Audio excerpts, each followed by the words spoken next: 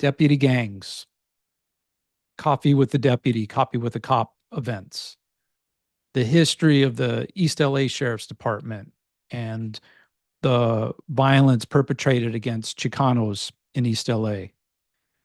Who are some of the people fighting back, fighting against this, fighting for accountability, and in the streets, not only fighting for an end to police violence, but fighting for better education, better resources, and things like that?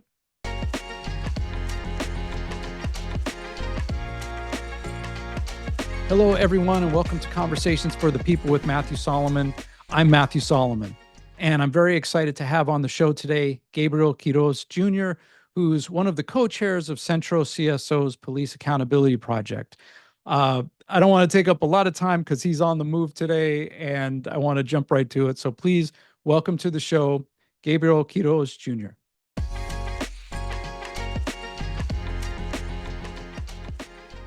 All right, Gabriel Quiroz Jr., thank you so much for joining us on Conversations for the People.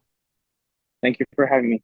Yeah, this is I know like you're always out in the street doing the work, and so I appreciate you taking the time to do that. I know you're headed somewhere, you're headed from somewhere. So yeah, thank you for your time.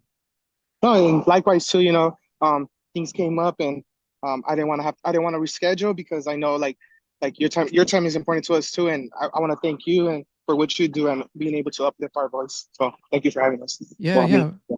Of course. Of course. And then, we connected recently. I had seen there was a video in East LA at a McDonald's where I guess they were having a like coffee with cops thing with sheriff's deputies. And Yes. I had been at the Chicano moratorium a couple months ago in Boyle Heights, and it was a really profound experience I've shared on the podcast before. And uh with my work with reimagining safety with my film, like we've talked about the LASD gangs and stuff. So I would appreciate it. I know you're one of the co-chairs of Centro CSO of the Mhm. Police Accountability Project. So if you would just share a little bit about what you do and anything that you'd like to cover like right now.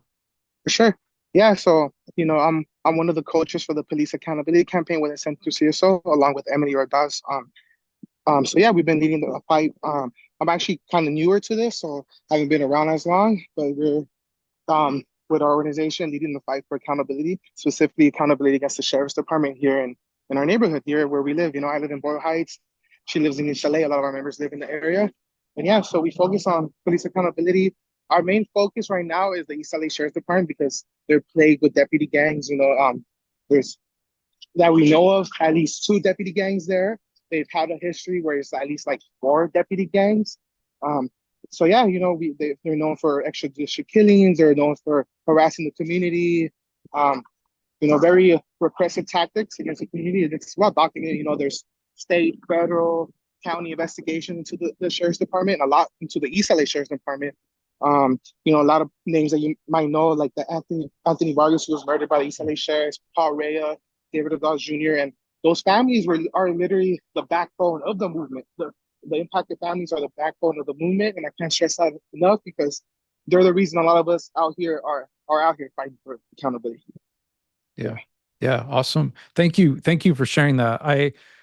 You know, I'm born and raised in Los Angeles. I grew up in like West Hollywood area. And so growing up, I had always heard about LAPD and Yeah. people saying, oh, that's, the biggest gang, is the LAPD. And then, it was a few years ago after Cerise Castle's reporting where I started to learn about the various deputy gangs within the sheriff's department.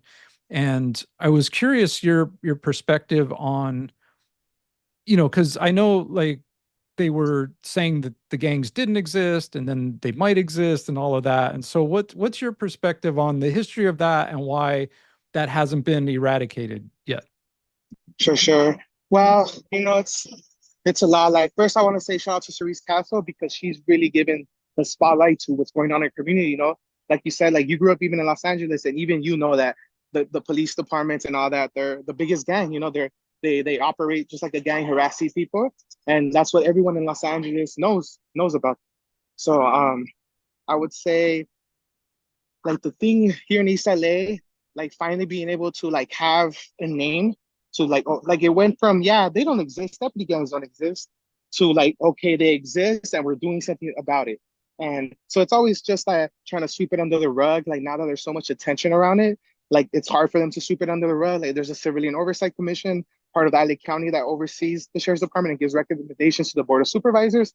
And even them, um, so there's a lot of like people that are fighting for accountability, and still the sheriffs are very hesitant. They don't, it looks bad for them, because the thing is, it's not just one or two deputies that are part of these deputy gangs. And East LA specifically, it would be the captain, it would be the sergeant, the lieutenants, and it would be all the training officers, and it would be everyone. So it was, and the ones that weren't part of the gang, specifically tattooed members, were down with it. They're not going to go against their own, members. So, I think it speaks to like the reason they haven't been eradicated is because no one within the sheriff's department has wanted to eradicate them, and also they don't allow oversight, they don't allow accountability, and they also don't let the people that are fighting for accountability get too close. Like a lot of these families that are fighting for justice, they face harassment. Cerise Castle, she faced harassment by the sheriffs. It's all well documented. The civilian oversight, one of the commissioners, he literally got his house raided by a secret unit within the sheriff's department that it was disbanded. But it was literally a secret unit that Alex Villanueva would use to go after his political opponents, or who he thought were his political opponents. And so like a lot of things, this thing like in our community, it traces back, like you brought up the Chicano moratorium. Like the deputy gangs existed before the Chicano moratorium, and they were actually involved in the Chicano moratorium and the attacks that day when a well-known journalist, Ruben Salazar, was murdered by the East LA Sheriff's Department. He had a projectile that's meant to go through concrete. It was shot directly into his head while he was sitting at a bar. And shame on LA Times for now fighting for justice in his name. They capitalized making money off it, but they haven't fought for justice in his name like they should have. He was one of their best, journalists ever, literally. And he was murdered by the sheriff's department. That's a well documented fact. The park where we have a moratorium is actually named after him, Ruben Salazar. So it's called, so literally there was a deputy gang that was involved in that was the most brutal that day, and they're all the sheriff's department and were involved that day, like in East LA, the East LA Sheriff's Department. But within them was a deputy gang called the Little Devils, Little Red Devils, and it's a deputy gang, and that turned into the Cavemen, and that turned into Los Bandidos, and then there's actually, so once there's over 100 people in a deputy gang, they get a new one. So from what we hear, there's a new deputy gang in East LA Station. We just don't know the name of it yet. I'm guessing they're trying to be a little more secretive because they know all the heat that Los Bandidos have gotten. And I would also like to say that after the moratorium, they brought out this pin. They brought out this thing. I actually have one. Let me show it to you. It's a Fort Apache logo. It's called Low Profile. Basically, what happened was that after those brutal attacks, like they glorified them, they commemorated them, and they had a whole logo of low profile, what's called Fort Apache, and it's basically a helmet with riot boots, and it says "Una patada en los pantalones," which means a kick in the pants or a kick in the ASS. And they brought that, so it's this right here. Hold on, I still have my screen blurred. Let me change that.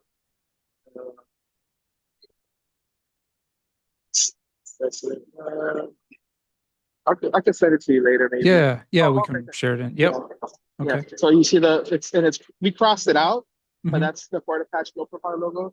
And the low profile meaning is actually from Pitches. He was the sheriff at the time, and he told his sheriffs, he said, have a low profile at the Chicano moratorium. It's a cultural event. Like, yes, people are asking for an end to the war that because a lot of Chicanos are being killed in Vietnam disappropriately to their numbers. So he said, go out there, keep a low profile, don't.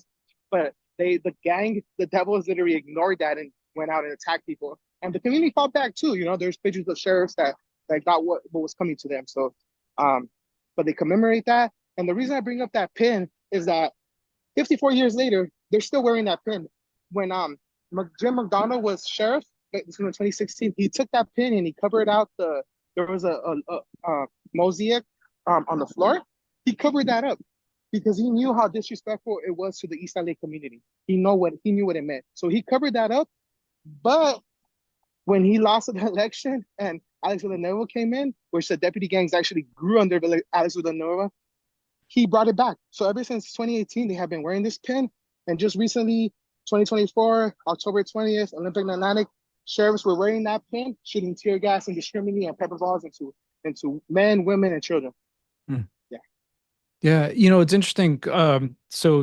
Uh, before this recording today, I saw Carrie Blakinger from the LA Times, who does a lot of reporting on prisons, posted that there's a new deputy gang that they didn't know existed, but like posted the logo and everything. So it's even because recently the current sheriff said he was going to get rid of it and have an investigation, but yet there's a new one that has popped up. Um, I wanted to ask, and I mean, I know the I know the answer, but I would love your perspective on it. So the video that I saw of you interrupting the McDonald's with the coffee with the cop or coffee with the deputy, why is it important to interrupt those? for sure. Yeah, and I think it's awesome that you bring that up. So like I want to just just give the background. I'm new to this. I've been doing this for about a year. Being an activist organizer. I never considered myself being an activist and organizer. I never wanted to do that either. My whole thing was I want to fight against police brutality in my neighborhood, and I'm doing whatever I can to fulfill that, to do that. Um, so in our meetings recently, in the beginning of this year, we talked about what do we want to do as an organization, and a lot of impacted families and other mass members in our organization. They brought up the fact that we should counter action these propaganda events because that's what they are to us. And like the coffee with a deputy event, we call it coffee with a pig event because it's just an attempt for them to try to save face, try to wash their hands of their crimes, just like the event I'm into right now. Um, so yeah, we found out they were having that event. I talked with the other coach, Emily, about it. She immediately said, "Let's do something about it." Um, so we did. We mobilized and we organized and mobilized for it. And yeah, I could talk a little bit how it went down because it was funny. So they're there at the McDonald's on Atlantic, which don't support right there. Don't support the McDonald's on Atlantic next to the Pep Boys because they support police. And I told them, I specifically talked to the manager. First thing I got there was like, I would like for you to hear our concerns about the sheriffs being here. Like literally that morning, David Ordaz Jr.'s family were in trial because he was murdered by the East LA Sheriff's Department, and literally one of the deputies is in trial right now, facing charges, facing prison time. Mm. You know, so then down the street from that McDonald's, literally 1 block away, there's a mural that's behind a gas station. There's a mural of 3 Chicanos that were murdered by the East LA Sheriff Station. So to us, it's like, and then that same week there was gonna be a special hearing on deputy gang. So to us, it's like there's all this going on, and you're gonna try to come to our neighborhood and have this propaganda of it trying to wash your image. So we said, Chales, we pulled up. Um, I took some first. I took some of their flyers, and then I talked to the manager. She heard us, but she wasn't like she didn't really care. She's like super pro police. She didn't care. Mm. She told us, "Oh, you can't protest here." I told her, "No worries. We're gonna protest against you now as well because you're complacent in having them. You're in collaboration with them." So I approached the sheriffs and I told them, "Hey, I took some of your pamphlets. Can you take one of mine?" And I gave them our community control police pamphlet, and it specifically talks about Fort Apache. It talks about the recent crimes that the sheriffs have done against people in our community. Has a testimonial of Emily Ordaz Jr. of Emily Ordaz, David Ordaz Jr.'s daughter. David Ordaz Jr. was literally murdered during a mental health crisis in front of his home, in front of his family. His family called for help, and instead of help, the sheriffs came and they murdered him. Yeah. So we thought it was very important to act that. I went and I tried. I just wanted to. I went and I talked to a sheriff. Well, there was a bunch of different sheriffs, and I talked to him. And then when I'm talking to one of them, I see the one next to him has a Ford Apache pin, proudly wearing it. And I just look at him, and I immediately stopped the conversation with the first pig, and I turned my attention to him. And I'm like, this one has this pin on his shirt.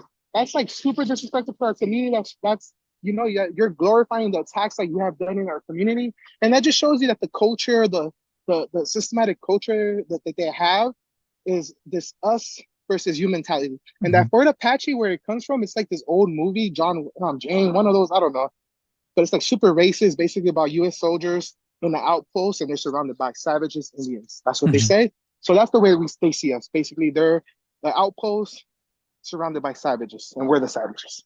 Mm. So yeah, it's very important to counter that, and very important to let them know they're not welcome in our community. Let them know that what they're doing isn't right. that they don't face accountability, and then they want to have these propaganda events in our community. Nah, you want what I told them is like we confronted them, we let them know our concerns, we chanted, we talked to a lot of people. A lot of people in the community were like, why are the sheriffs here? Why are the pigs here? So they're because they face harassment by them too. So they're very open to having us there. Like people were talking to us, and then we had people join. People we were on live. People that live in the community pulled up and support and chanted alongside us and demanded that Killer Cops be jailed. And we let the sheriffs know it's like you want a community engagement. This is the community engagement you're getting. Yeah. Yeah. I want to get into some of the work that Centro CSO does, but before that, I know we were talking before we started recording about the event with the Dodgers For sure. that just happened. So yeah. Yeah. So yeah, this past Sunday, October 20th, 2024, the Dodgers won the National League Championship, the pennant. And as you know, when Dodgers win, Lakers win, the community comes out, they come and celebrate. So in East LA, they came and celebrate. Whittier was preemptively shut down by the sheriffs, which I don't even think is legal, right? How are you going to shut down a street just because you feel like it, you know? So they shut down Whittier. So then people just went around different places to celebrate. So the community was out there celebrating, having a good time, waving flags, having a great time because times are tough right now. So a lot of people gravitate to sports to like get their mind off things. So we were out there too to have a good time, celebrate with our community. But we were also out there because we know how oppressive the sheriffs are whenever Chicanos gather. Whether it be cruising on Whittier, whether it be the Lakers winning, whether it be mourning for Kobe Bryant when he died, or whether it be for the National League Championship. We know that whenever our community gathers, the sheriffs come and are brutally oppressive and repressive. So we went out there and like hoping for the best, right? We didn't want to see anything bad happen. We were there hoping for a good time, and we did. We had a great time. Everybody was out there, and then the sheriffs came out. They came, they staged. They already came in riot gear. They got off their cars and immediately started pointing guns at people, their weapons, um, telling people leave, get back. And I'm like, I was on live, had video about this. I'm like, when's the dispersal? Call a dispersal order, and people will leave. Like you're not doing it. You can't just tell people to leave because you feel like it. And they were telling me, oh, it's coming, it's coming. So there's people coming out the bar and restaurants, and then the cops are pointing guns at them too, telling them, get out of here, get inside, get inside. Mm. And everyone was like, what? And it was really similar to what happened with Ruben Salazar, like when he was murdered. So it was crazy to see that. A lot of the pigs were wearing the Fort Apache pins. So Mhm. basically, 54 years later and nothing much has changed. The sheriffs are still relentless in their oppressive tactics. I would say also, so we're there. We're waiting for the we're we're um we're on the corner of Olympic and Atlantic, and then we see the sheriff lining up. We're recording. We're on live. And then people don't know where to go. And then finally they call dispersal order, but they don't. They have us surrounded. There's cops. There's also CHP. So there's have us completely surrounded. We don't know. People don't know where to go. They're not saying it in Spanish, so people don't know where to go. So Mm. the dispersal order, you're supposed to say, okay, this is an unlawful assembly. Get out of here, or you will be arrested. Um, Leave this way.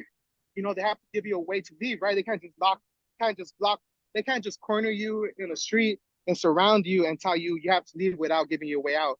They have to also give you the time. That's by Yeah. state law. That's by their policy. They didn't do any of that. They immediately started shooting tear gas and they shot it at my feet. And then I had a news reporter tell me, how'd you know it was tear gas?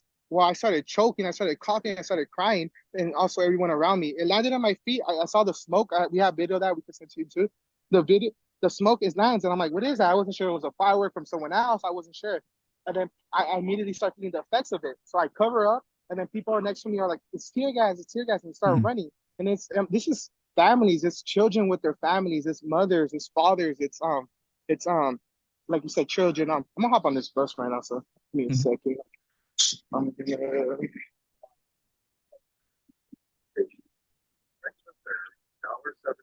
all right, thank you. Oh yeah. Yeah, so we were Mhm. there. We started getting tear gas. It started hitting our feet, and started people were running for their lives basically. And we were able to cover it up. We were ready to get out of there. We literally saw people in the Pollo Loco right there on Atlantic and Olympic. They were children, 10, 13 years old, boy or girl, coughing their lungs out, crying from the tear gas. Mm. And I was just there on Whittier Yeah. happy. Yeah.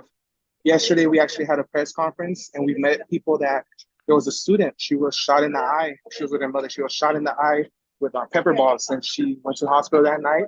And ever since then, she hasn't been able to go to school. This was Wow. some Thursday. Yeah. Because of her injuries and because she's scared. She's scared of what happened to her. Yeah. I would also say too, there was also senior citizens that were in the laundromat. They're in the laundromat of what's it called, the laundromat on Whittier, and they were vomiting from the tear gas, and you know, people that had nothing to do with the celebration that were in their homes or were affected by the tear gas too, because they went through their window and when they were just right there hanging out. But yeah, this happened Sunday. We had a press conference yesterday to announce that, and we got to meet a bunch of different people. We met people from 2020 when the Dodgers won as well. That there was a girl who was 10 years old who was hit by tear gas and pepper balls, and she was 10 years old. Mm. This was 2020. So Yeah. Yeah. But yeah, it's an ongoing fight where we want accountability. We demand that those cops be prosecuted for what they did. We also demand that they ban the Ford Apache logo. And that's going to be something we're going to push through the Civilian Oversight Commission, through our coalition with Check the Sheriff. And yeah, so we're like, the fight's going to continue with that. Okay. Yeah. Thank you. And just before we go, I wanted to just ask you real quick. I know Centro CSO does a variety of things. And so if you could just share a little bit about what Centro CSO is and what you all do. For sure. Thank you for asking me. Yeah, so Centro CSO, we're an organization. We actually started 1947. It was in 1947. Hugo Chavez, Dolores, they were the ones. They were the ones leading it back then. Roy Ball, they were the ones that organized to get Roy Ball elected, and the reason so it was very like voter registration, getting people out there to vote. That was a big thing back then. Well, still now, but this was in 1947. In 2016, before 2016 or 2015, like that area, we focused on immigrant rights. In 2016, a lot of things happened in Boyle Heights by LAPD, so we organized and mobilized for that, working alongside families and families and friends of the people that were killed. So we mobilized for that. But we have three fronts, basically. One is protect public education, so we're against charter schools. There's a lot of charter schools that open up here in the neighborhood. They try to take away from the public schools in the neighborhood, so we're against these charter schools. So we organize for that, mobilize for that. And we uplift immigrant rights. We have an immigrant rights task force because we also are part of a national network, which is legalization for all. And we uplift that demand of legalization for all. We don't believe anybody should be criminalized for their immigration status, because we know like a lot of people try to talk bad about immigrants, but it's like, why are people coming here? Well, maybe because the United States has destabilized this country for decades and decades, So it's three fronts: police accountability, immigration, and it's called education, protecting public education. Awesome. We're also part of the National Alliance against racism and political repression, which is something that was actually used to free Angela Davis. Chicago, we're part of that network, and we uplift the demand of community control police. We believe that's the answer, the solution. Give the people power. That's the Black Panthers came up with, the community control police.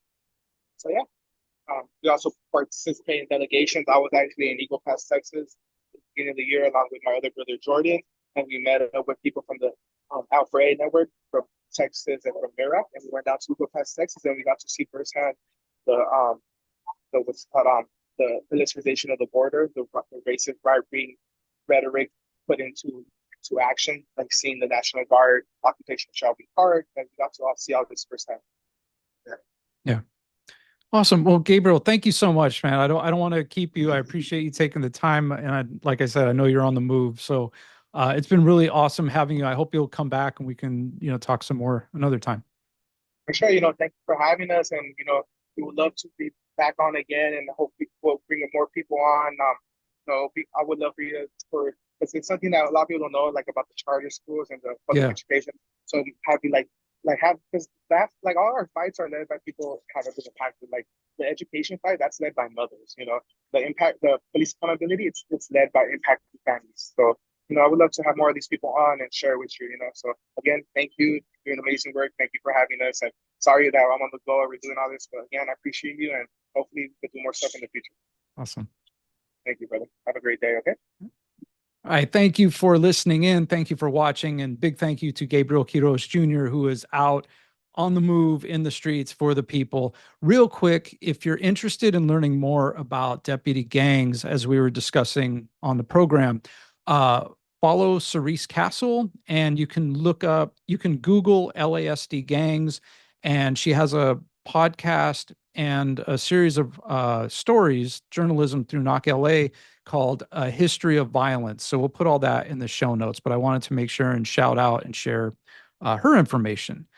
And you can follow Centro CSO on Twitter, TikTok, Facebook, and Instagram. Make sure you support Conversations for the People by sharing, liking, subscribing, and go watch Reimagining Safety at reimaginingsafetymovie.com. We're on a bunch of streaming services. So thank you again for tuning in to Conversations for the People. Until next time, all power to the people.